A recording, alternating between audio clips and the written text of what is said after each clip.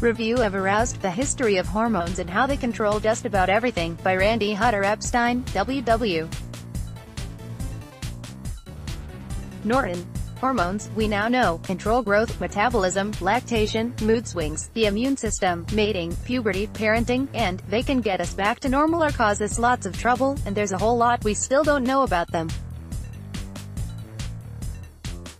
Source: Pixabay and Aroused. Randi Epstein, who holds an MD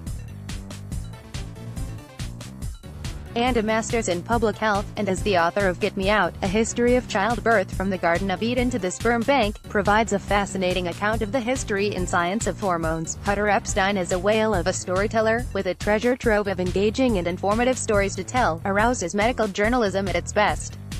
Aroused documents the triumphs of endocrinology. Scientists, Epstein reminds us, identified the thyroid hormone that addressed the defective adrenal glands spurring Addison's disease. With wit and empathy, she puts a human face on pioneers in endocrinology and individuals looking for hormonal relief for a variety of physical and emotional ills. Before and after Rosalind Yallow won the Nobel Prize for inventing radioimmunoassay, a technique that measures hormones to the billionth of a gram, Epstein reveals she had to overcome discrimination against female researchers. Born in 1956, Brian Sullivan. Epstein indicates, was like other babies, by every measure except genital appearance. Doctors amputated the clitoris inside Brian's abdomen, without telling his parents, and then, in essence, ordered them to transform Brian into Bonnie. Epstein also documents the exploitation of endocrinology by charlatans hawking false remedies. In the 1920s, she indicates, they peddled hormones as cures for hemorrhoids, vomiting, seasickness, epilepsy, cholera, tuberculosis, asthma, and a boatload of other ailments. Men lined up for vasectomies, believing the operation would make them stronger, wiser, and IER. For decades, Epstein writes, estrogen was synthesized and sold to women as an elixir of youth, and repackaged as a preventer of disease. In many respects, Aroused is a cautionary tale. Studies which found that oxytocin fosters trust, love, and bonds between mothers and newborns, Epstein suggests, have tended to be small, sloppy, and/or biased, producing results subsequent investigators could not replicate. Studies showing that oxytocin does not have a significant impact on behavior were rarely published, in part because journal editors preferred positive findings.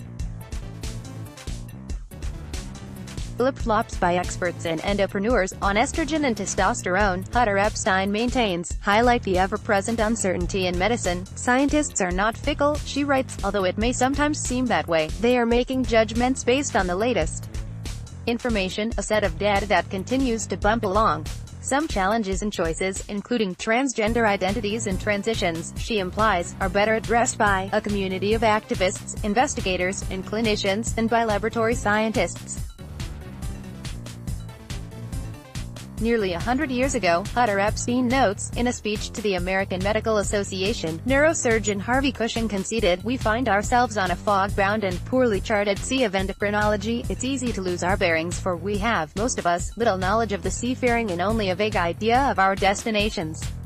A good deal of the fog has lifted.